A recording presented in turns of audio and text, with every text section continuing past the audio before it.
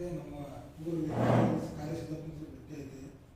ಅಲ್ಲಿ ಸರ್ಕಾರ ವಸ್ತುಗಳಿಗೆ ಸೇರಿದೆ ಆದರೆ ಅಲ್ಲಿ ಒಂದು ಬಾತ್ರೂಮ್ ಇಲ್ಲ, ಒಂದು ಏನಕ್ಕೂ ವ್ಯವಸ್ಥೆ ಇಲ್ಲ ಅಲ್ಲಿ.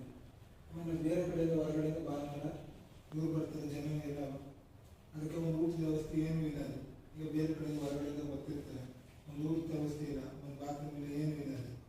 ಅದರ ಆಮೇಲೆ 1 ತಿಂಗಳು 2 ತಿಂಗಳು ಬರ್ತಾರೆ, ಸರ್ಕಾರದಿಂದ ಗೋಲ್ಕ ಹೊಡಿತಾರೆ, ತಗೋತಾರೆ, ಏನು ವ್ಯವಸ್ಥೆ ಮಾಡ್ತಾ ಇಲ್ಲ ಅಲ್ಲಿ.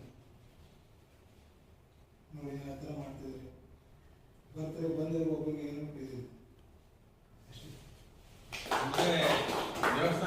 ರೆಡ್ ಬಟನ್ ಒತ್ತಿ ಫ್ರೀ ಸಬ್ಸ್ಕ್ರೈಬ್ ಆಗಿ, ಆಮೇಲೆ ಬೆಲ್ ಮಾತ್ರ ಮರಿಬೇಡಿ.